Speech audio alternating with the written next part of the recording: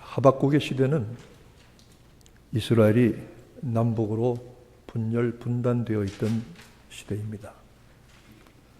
남쪽의 두 지파 다윗의 후손들이 다스리는 유다가 있고, 여로보암과 그의 후계자들, 그리고 여러 왕조가 뒤어바뀐 사마리아를 중심한 북쪽에 이스라엘이 있었습니다. 남쪽과 북쪽은 각각 타락과 부패의 길을 서로 경쟁하듯이 달려갔습니다. 우상을 섬기고 악한 일들, 사회의 온갖 부조리와 부정의가 판을 쳤습니다. 권력자들, 지도층들은 백성들을 착취하고 상인들은 거짓 저울로 속였습니다. 재판관은 뇌물을 받고 재판을 어겁게 하였습니다. 성전에 제사는 드려지지만 성전에도 우상을 섬기는 악한 일들이 있었습니다. 시대는 악하고 하나님의 공의는 보이지 않는 절망적인 상황이었는데, 이 절망적인 상황에 겹치는 여러 가지 재난과 그 땅에 피할 길이 없는 재앙에 사람들은 동시에 절망했습니다.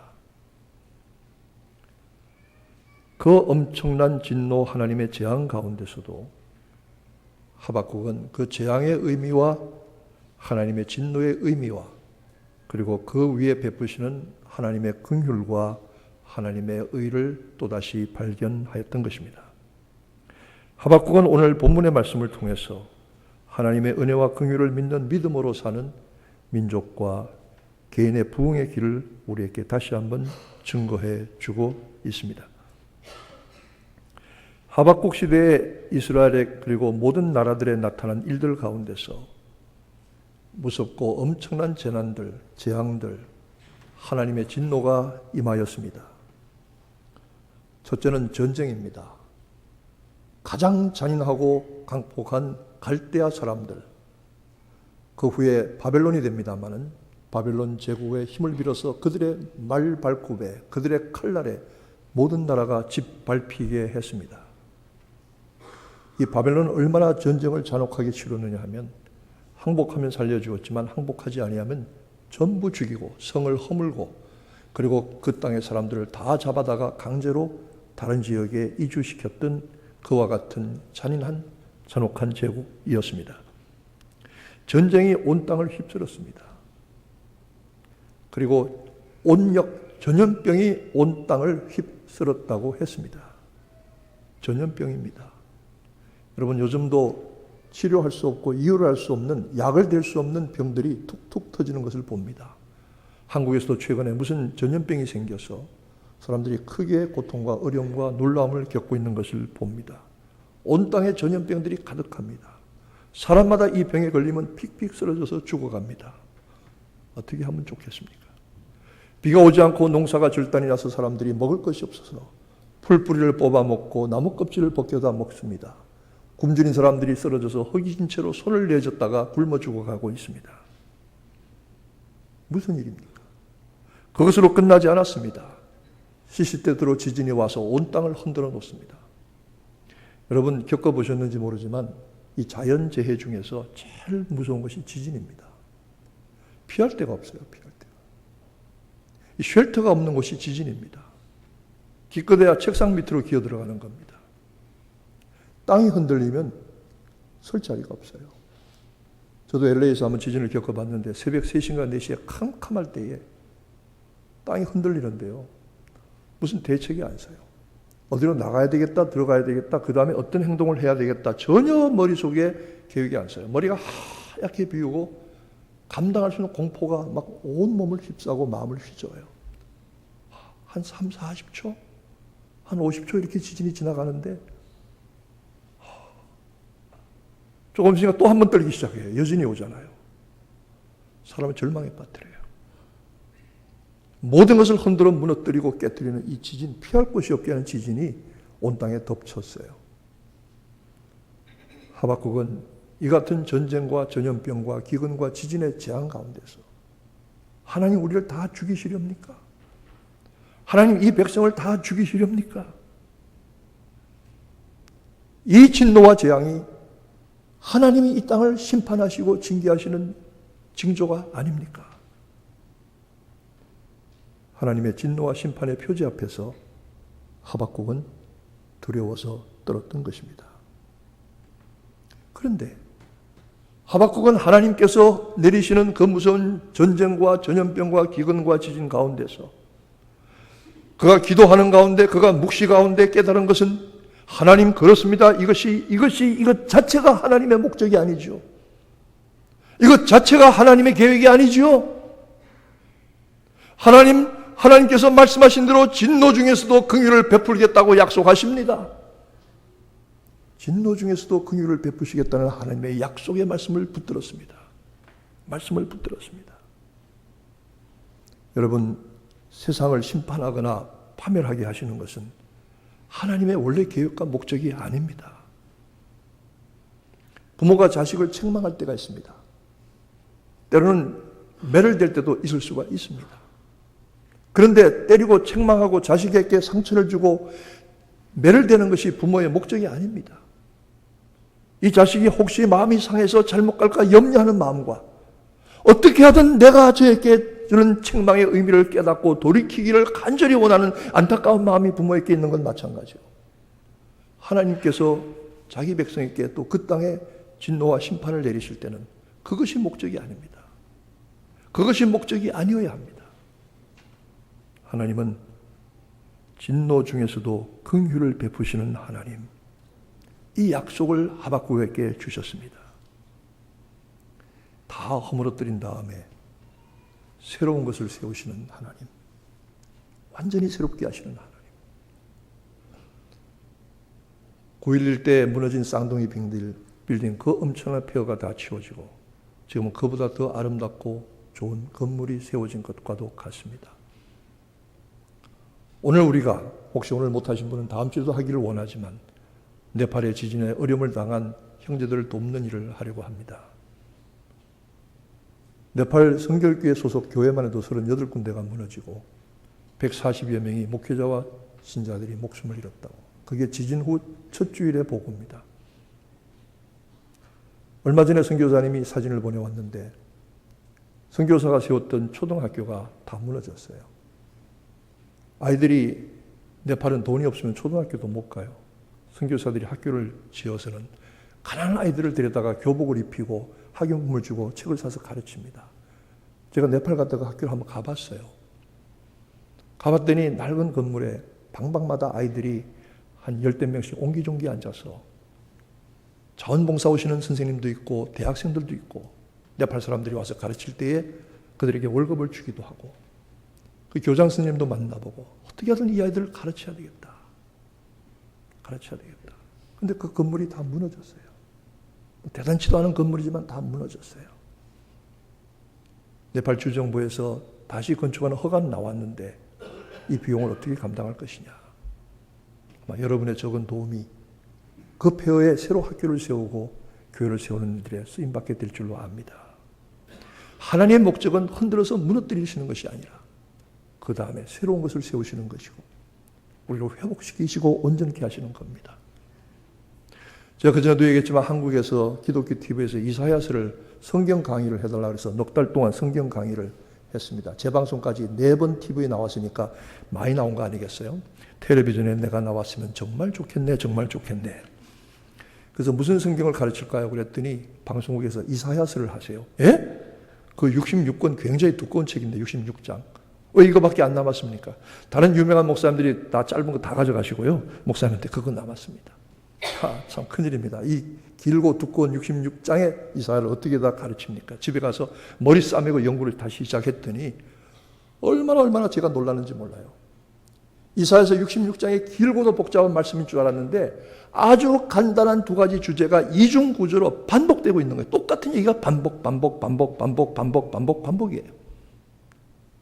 아니 성경에 이런 줄 알았으면 이게 소위 말하는 성경을 읽을 때 능쿨을 잡아 당기는 거구나. 고구마 능쿨 하나 끝에서 잡아 당기면 고구마가 줄줄줄 나오는 것처럼 성경을 읽을 때도 성경의 한 주제를 잘 파악하면 그 주제 가지고 저 관심 두고 읽으면 성경이 그 복잡하고 어려운 같은 성경도 줄줄줄줄 은혜와 진리가 끌려 나오는구나. 이렇게 해도 아는 여러분들은 구제불능입니다. 그러는구나. 이사야서를 보니까요. 주제가 이중 구조로 반복돼요. 그것은 다른 것이 아닙니다.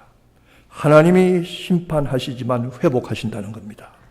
하나님이 진노를 보이시지만 긍휼을 베풀어 주신다는 겁니다. 하나님이 징계하시지만 치료하여 주신다는 겁니다. 심판과 회복, 진노와 긍휼, 징계와 치료가 반복해서 앞장, 뒷장, 한 장 안에서도 세상에 이럴 수가 있는가? 성경에 이럴 수가 있는가? 덮어놓고 믿지 말고 펴서 읽어가면서 믿자.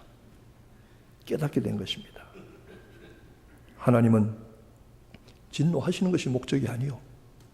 심판하시는 것이 목적이 아니요. 하나님은 긍휼을 베푸시고 회복하시는 것이 하나님의 목적입니다.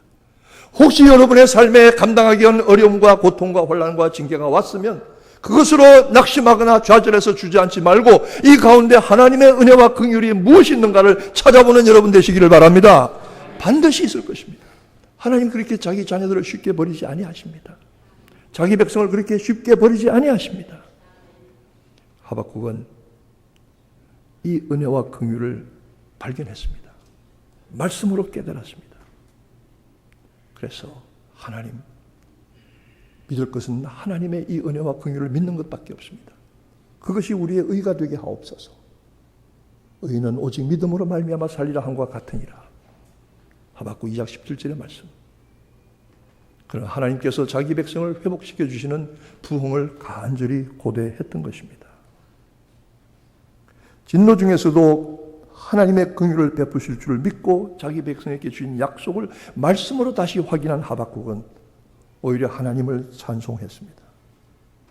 하나님 앞에서는 의가 오직 믿음이란 사실을 고백합니다. 하나님의 공의와 긍휼을 믿고 의지하는 믿음을 가졌을 때 하박국은 오히려 감사하면서 찬양할 수 있었습니다. 이렇게 찬양합니다. 비록 무화과 나무가 무성치 못하며 포도나무에 열매가 없으며 감람나무에 소출이 없으며 밭에 식물이 없으며 우리의 양이 없으며 외양간에 송아지가 없을지라도 나는 여호와를 찬양하며 주의 도우심을 나의 구원의 하나님을 인하여 기뻐하리로다.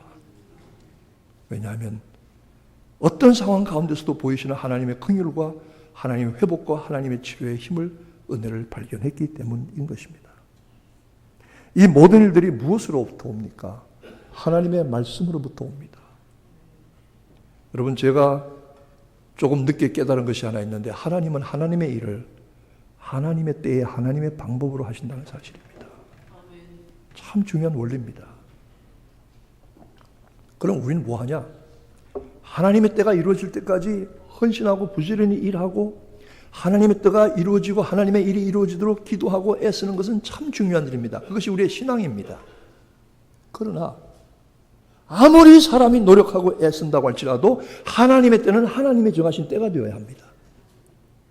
아무리가 사람의 생각과 사람의 지식과 사람의 재능을 가지고 움직이고 사람의 노력을 가지고 움직인다고 하더라도 하나님은 하나님의 방법으로 역사하십니다. 개혁과 혁명은 사람의 생각과 지식과 혹은 감정과 혹은 판단과 혹은 시대의 풍조와 혹은 어떤 이념으로 되는 것이 아닙니다. 하나님께서 원하시는 변화와 혁명은 하나님의 말씀으로만 이루어집니다. 성령의 도우심으로만 이루어집니다. 우리는 그러므로 하나님께서 역사하시기를 구하고 하나님의 때가 임하기를 구하고 하나님의 말씀과 성령에 사로잡히면 하나님이 역사하실 때 하나님의 방법으로 하실 것입니다. 이것이 하나님의 일이고 교회의 일입니다. 하나님 나라의 일입니다. 말씀입니다. 우리가 오늘 예배 후에 마지막 부를 찬송이 여러분이 잘 아시는 빈들의 마른 풀같이 시들은 나의 영혼 주님의 허락한 성령 내게도 부옵소서. 참 빈들의 마른 풀같이 시들은 내 영혼이라고 고백한 이 찬송인데 이 찬송을 지은 찬송 작사자가 데니엘 위틀이라고 하는 사람입니다. 위틀.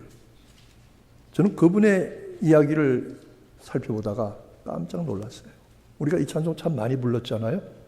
몰랐어요. 이 데니엘 위틀은 이 매사추세츠에서 태어났습니다. 근데 그 어머니가 참 이게 믿음과 기도가 깊은 분이에요. 자녀들을 늘 품어서 키웠어요. 믿음으로 기도로 길렀어요. 저도 어릴 때 흉내 내느라고 딸내미를 품에 안기만 하면 찬송만 계속 불러주세요. 잠잘 때. 근데 조금도 알아듣는 것 같지 않아요. 이 청년이 21살이 되었을 때 1861년도에 미국 역사에 엄청난 변혁인 남북전쟁이 터졌어요. 그래서 군대를 가야 됐어요. 21살의 청년이 군대를 가는데 북군 유니언 알미에 입대해서 가는데 집을 떠나가는 아들에게 어머니가 간절히 울면서 기도하면서 그 배낭에다가, 배낭 그러면 요새 무식하니까 백팩에다가 거기다가 조그만 신약 성경 한 권을 넣어줬어요. 그리고 갔어요. 근데 이 아들은 사실 신앙과는 거리가 먼 아들이었어요. 교회 잘 안 나가고 예수 잘 안 믿었어요. 버지니아에서 믹스버그라고 하는 곳에 가서 전쟁을 하는데, 전투하는데 포탄이 터져서 정신을 잃었어요.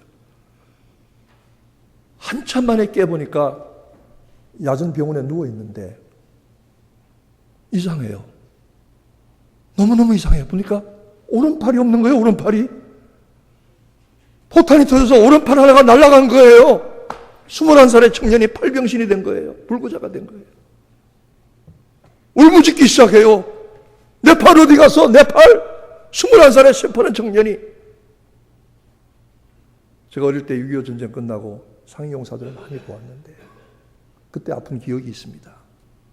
내 팔 어디 갔어? 밤낮 통곡하면서 울부짖었습니다.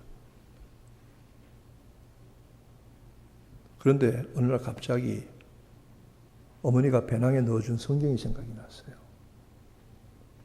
그거 꺼내서 병원에 누워서 심심하니까 그냥 마태복음부터 계시록까지 읽어보기 시작을 했는데 그 1년 동안에 참 은혜가 됐어요. 구원의 진리가 깨달아지기 시작을 했어요.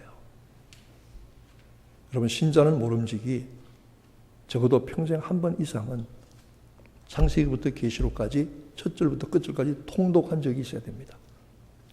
여러분 그렇게 당당하게 앉아 계신 거 보니까 다 통독한 줄로 믿습니다. 성경을 다 읽고 나니까 깨달음이 와요. 은혜 받는 것이 무엇이구나, 구원이 무엇이구나 하는 것이 깨달아지기 시작을 해요. 그리고 다시 잠들었어요. 한밤중에 자정이 넘었는데 누가 와서 흔들어 깨워. 일어나 주세요. 일어나 주세요. 무슨 일입니까? 병원에 간호사가 와서 깨워요. 무슨 일이요? 도와주세요. 내가 뭘 도와줘? 팔아넘는 병신이 뭘 도와준단 말이에요. 그랬더니 여기 병원에 어떤 소년 병사가 하나 입원했는데 오늘 밤을 못 넘길 것 같습니다.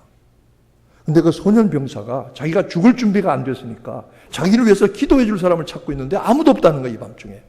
당신이 기도해 주면 되겠다는 거예요. 그러니까 이 윗들이라는 사람이 기가 막혀서 나는 예수도 잘 안 믿고 교회도 안 나가는데 내가 무슨 기도를 해 주냐고, 나도 간수 못 한다고 그랬더니 그 간호사가 하는 얘기가 낮에 당신이 성경 읽는 거 봤다는 거예요. 성경 읽는 걸 내가 봤는데 그래서 부탁한다는 거예요. 하도 졸려서 가서 기도해 주려고 갔는데 기도가 안 나와요. 소년 병사가 물어보니까 나이가 18살이에요. 18살. 고등학교 갓 졸업하는 나이에요. 고백하기를 자기는 모든 식구들이 다 교회 나가는데 자기 혼자만 어릴 때부터 안 나갔대요. 그리고 방황하면서 방탕하게 살고 군대 와서 모든 나쁜 짓들 다 했는데 내가 이제 죽을 준비가 안 됐어요. 죽을 준비가 안 됐어요. 죽을 준비가 안 됐어요. 기도해 주세요. 위틀이 기도하려고 하니까 말이 안 나옵니다. 뭐 할 말이 있어야지. 그런데 성령께서 마음속에 갑자기 역사하셔요. 이렇게 얘기하시는 거예요. 네가 너의 구원을 위해서 예수의 피와 십자가의 은혜 말고 더 필요한 것이 있느냐? 네가 구원받는데 예수의 피와 십자가의 은혜 외에 더 필요한 것이 있느냐? 그 순간에 막 그 구원의 진리가 깨달아져서 먼저 자기를 위해서 기도하고 그리고는 그 죽어가는 병사를 위해서 간절히 기도했습니다. 하나님 다른 거 모릅니다. 예수님의 피가 우리의 모든 죄를 씻기십니다. 예수님이 십자가에 죽었다 사셨기 때문에 우리 죄사함을 받고 우리가 부활을 얻습니다. 우리가 부활의 생명을 받습니다. 이 영혼을 맡깁니다. 하나님 어떻게 해주세요? 그 소년 병사가 감사하면서 얼굴에 기쁨의 표정을 하면서 숨을 거두었습니다. 그가 전쟁 후에 시카고의 엘진이라고 하는 한 서쪽으로 40분 가면 있는 도시에 시계 공장이 있었어요. 엘진 시계라고 옛날 분들은 알아요. 미국 시계 유명한 시계가 있어요. 그 공장에 격리 취직을 하다가 팔아넘는 사람이 무디가 인도하는 집회에 참석했다 크게 은혜를 받고 헌신을 작정했어요. 내가 앞으로 내 생애를 전도하며 살아야 되겠다. 그래서 무디 부흥단에 들어가서 영국과 미국으로 가면서 전도하는 거예요. 수많은 전도했어요. 근데 어느 날 갑자기 마음속에 기도하는 가운데 빈들의 마른 불같이 시들은 나의 영혼 성령의 담비를 부어 주옵소서. 이 같은 찬송이 막 솟아나와서 그걸 적었습니다. 그래서 우리가 오늘 부를 겁니다. 빈들의 마른 불같이 시들은 나의 영혼. 팔 하나 없는 병신이 지은 찬송입니다. 두 팔 멀쩡한 우리는 뭐합니까? 뭐합니까? 빈들의 마른 불같이 시들은 나의 영혼. 그게 내 모습입니다. 성령의 담비를 내려주옵소서 기도하고 은혜를 구했던 것입니다. 말씀을 들을 때에, 말씀을 읽을 때에 여러분 이번 부흥성의 말씀을 들어서 잘 은혜를 받을 준비를 하고 오시기 바랍니다. 건강하면요, 위가 튼튼하면 무슨 음식이든지 다 먹어요. 쇠를 먹어도 녹일 수 있다고 그래요. 저는 이 한참 클 때요, 고등학교 1학년 때 얼마나 많이 먹었는지 돌아서면 먹었어요. 친구들하고 고등학교 1학년 때 가서 뭘 먹었냐면요, 한 끼에 앉아가지고 짬뽕 먹고 만두 먹고 그 다음에 볶음밥 먹고 그리고 교회 가서 라면 끓여 먹고 그리고 집에 가서 빵 먹고 또 저녁 가서 밥 먹었어요.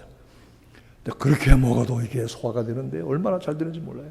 세상에 하나님께서 저를 잡아 당겨 주시는데 제가 조금 맸거든요. 반에서 6번이었어요. 6번 맨 앞에 땅꼬마를 잡아 당겨 주시는데 한 해 11cm씩 크더라고요. 막 잡아 당겨 주시는 잘 먹으니까 2년을 그렇게 잡아 당겨 주시는데요. 2년 후에 갔더니 친구들이 깜짝 놀랐어요. 너 뭐 먹고 그렇게 컸냐? 콩나물 먹었다. 건강하지 않은 사람은 뭘 먹어도 감당이 안 되고 토해내는 거예요. 입에서 뱉어내는 거예요. 나는 여러분들의 영혼도 무슨 말씀이든지 뱉어내지 말고 쇠라도 속일 수 있는 믿음 가지고 영적 건강을 가지고 말씀을 받아서 은혜 되시기를 축원합니다. 안 받겠다고 작정하는 사람은 무슨 소리 해도 소용이 없어요. 은혜 받겠다고 하는 사람은 무슨 얘기를 해도 은혜를 받아요. 그게 말씀의 자리에 참여하는 사람의 태도와 준비예요. 부흥은 되살아나는 것입니다. 시편 23편 3절에 내 영혼을 소생시키시고 이 소생이 부흥입니다. 다시 살아나는 거예요. 부흥은 그 일들을 통해서 하나님의 이름이 높이심을 받는 거예요. 부흥에 뭐 듣기 좋은 얘기, 내 귀에 달콤한 얘기, 재밌는 얘기 듣자고 와서 가는 거 아니에요. 내가 내 귀에 거슬리고 내 입맛에 쓴다고 할지라도 이것이 약이 되리라. 생명의 말씀을 받겠다고 와서 이 말씀 듣고 손해보지 않겠다고 하고 와서 이 말씀을 귀를 열고 마음을 열어 받아서 내 영혼이 회복되고 치료되는 거예요. 그리고 이 일을 통해서 하나님의 이름이 높으심을 받는 것이고 죽어가는 영혼이 생명의 능력을 얻고 파멸과 절망의 시대에서 구원의 능력을 체험하게 되고 죄악과 어둠의 시대에서 의의 빛을 발견하게 되고 거룩한 길로 돌아가는 회복의 역사가 부흥입니다. 하박국 선지는 하나님이 진노 중에서도 긍휼을 베푸시고 자기 백성을 회복시키시겠다는 약속의 말씀을 듣고 간절히 기도했습니다. 오늘 하박국의 기도입니다. 주여, 주는 이 일을 수년 내에 부흥하게 하옵소서. 곧 부흥하게 하여 주시옵소서. 그냥 잔치나 행사가 되지 않게 하시고 말씀이 성도들의 심령 가운데 들어가 역사에서 뒤집어 놓고 변화시키고 깨트리고 잘라내고 새롭게 하시는 치료와 회복의 역사가 이번 부흥에 일어나게 하여 주시옵소서. 한 사람도 그냥 왔다 가지 않게 하시고 말씀 사모해서 무슨 말씀을 듣든지 아멘 아멘 아멘 아멘으로 새겨서 영육간에 큰 복이 되기를 간절히 소원합니다. 여러분의 영혼이 살아나기를 소원합니다. 육신이 고쳐지기를 소원합니다. 삶이 회복되기를 소원합니다. 교회가 거룩함을 회복하기를 소원합니다. 악한 역사들이 떠나고 하나님의 영광과 이름이 높임 받으시기를 간절히 원합니다. 이런 부흥회를 여러분 기쁜 마음으로 찾아오셔서 기도하는 가운데 예물도 준비하고 하나님께 헌신한 심정으로 시간마다 강사를 하나님께서 붙들어 사용하여 주셔서 은혜되는 귀한 시간 집회가 되기를 주님의 이름으로 축원합니다. 주님의 이름으로 축복합니다. 우리 다 같이 한 음성으로 한번 기도하십시다. 이번 붕에 준비된 심령 열린 마음 되게 하시고 은혜를 쏟아부어 주옵소서. 팔 하나 없는 불구자도 빈들의 마른 불같이 시들은 나의 영혼 구하며 은혜를 받았는데 나도 은혜 받게 하여 주옵소서. 다 같이 한 음성으로 기도하겠습니다. 하나님 아버지 감사합니다. 감사합니다. 이번 한빛교회 2015년도 상반기 부흥성회를 허락하여 주셨사오니 성도들이 이 은혜를 사모하게 하시고 집회를 사모하게 하여 주옵소서. 하박국이 하나님의 재앙과 진노 가운데서도 긍휼의 말씀을 받았습니다. 약속의 말씀을 받았습니다. 그 백성을 회복시키겠다는 약속을 받았습니다. 주여 주의 일을 2년 수년 내에 부흥케 하여 주옵소서. 수년 내에 부흥케 하여 주옵소서. 간절히 기도했습니다. 오늘 우리도 간절히 기도합니다. 열린 마음으로 오게 하시고 사모하는 심령으로 오게 하셔서 말씀의 은혜를 받게 하시고 삶의 가정의 육신의 죄들의 모든 것들이 변화되게 하시고 아버지 이 시대가 이 시대에 두신 하나님의 뜻을 깨닫는 죄들이 되게 하시고 빈들의 마른 불같이 시들은 나의 심령 가운데도 하나님의 말씀의 은혜와 능력이 성령의 역사가 단비가 쏟아지게 하여 주옵소서. 도와주시기를 간절히 원합니다. 주여 도와주시옵소서. 주 예수님의 이름으로 기도하옵나이다. 아멘.